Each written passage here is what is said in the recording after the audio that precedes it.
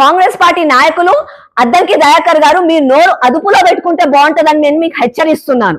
BJP కార్యకర్తలకు నాయకులకు మాట్లాడడం రాదనుకుంటున్నారా, లేకపోతే మేము మాట్లాడలేమని అనుకుంటున్నారా? అసలు రాహుల్ గాంధీ ఎక్కడ, మా నరేంద్ర మోదీ గారు ఎక్కడ? వాళ్ళిద్దరికి పొంతన చేస్తున్నారా? ఎంత హాస్యాస్పదము.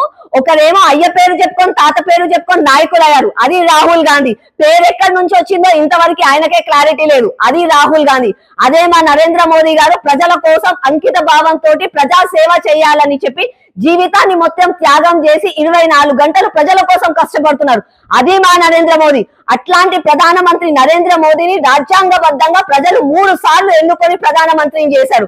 అట్లాంటి ప్రధానమంత్రికి మీరు గౌరవం ఇవ్వట్లేదు అని అంటే రాజ్యాంగం పైన మీకు ఎలాంటి చిత్తశుద్ధి ఉందో అర్థమైపోతుంది. ఏంది, దేశం కోసం ప్రాణత్యాగాలు చేసింది గాంధీ కుటుంబమా? ఎక్కడ నుంచి చేసింది? కేవలం కూర్చోడానికి ప్రధానమంత్రి కుర్చీ కావాలని చెప్పి పార్టీషన్ పేరు మీద, ఎమర్జెన్సీ పేరు మీద అమాయక ప్రజల ప్రాణ త్యాగాలను చేయించి వాళ్ళ ప్రాణాలను పొట్టలో పెట్టుకున్నది మీ గాంధీ కుటుంబం, మీ సోకాల్డ్ గాంధీ కుటుంబం. అట్లాంటి గాంధీ కుటుంబం సోనియా గాంధీ అమ్మైపోయిందా మీకు?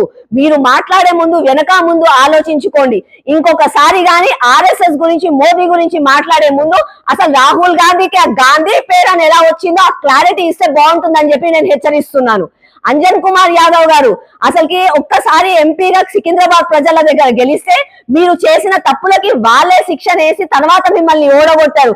అట్లాంటి వాళ్ళ మీరు మా కిషన్ రెడ్డి గురించి మాట్లాడేది? మీలాగా స్కామర్లు చేసి లిఫ్టులెక్కి పైకి రాలేదు కిషన్ రెడ్డి గారు. చిన్న స్థాయి కార్యకర్తగా ఒక ఆఫీస్ లో ఒక చిన్న స్థాయి కార్యకర్త నుంచి కష్టపడి తర్వాత ఎమ్మెల్యేగా గెలిచి, ఎంపీగా గెలిచి ఈ రోజు ఈ రాష్ట్ర స్థాయి నాయకుడు అయిన తర్వాత యూనియన్ మినిస్టర్ గా అయ్యారు, అది మా కిషన్ రెడ్డి గారు, అది మా బీజేపీ కార్యకర్త. అట్లాంటి వ్యక్తి గురించి మాట్లాడే అర్హత మీకుందా? మీలాగా స్కాములు చేసి లిఫ్టులెక్కి అంటే గుండాయిజం చేసే క్యారెక్టర్ కాదు, ఒక సౌమ్యుడు. అట్లాంటి వ్యక్తి గురించి మాట్లాడే అర్హత మీకు లేదని చెప్పి నేను మీకు హెచ్చరిస్తున్నాను. కాంగ్రెస్ నాయకులు ఈడీ గురించి విచారణ కోసం అని చెప్పి సోనియా గాంధీని, రాహుల్ గాంధీని పిలిచారు అని అంటే రాజ్యాంగబద్ధంగా, కాన్స్టిట్యూషనల్ బద్ధంగా వాళ్ళకి ఒక పని ఇచ్చి వాళ్ళని వచ్చి విచారణకు రమ్మని చెప్పినప్పుడు మీరు దానికి రెస్పెక్ట్ చెయ్యండి. అంటే బుక్ పట్టుకొని, కాన్స్టిట్యూషన్ బుక్ పట్టుకొని చేతులలో ఓపడం కాదు, అందులో రాసిన దాన్ని బట్టి రాజ్యాంగబద్ధంగా దానికి గౌరవం ఇస్తే బాగుంటుందని చెప్పి కాంగ్రెస్ పార్టీ నాయకులకు ప్రతి ఒక్కరికి నేను హెచ్చరిస్తున్నాను.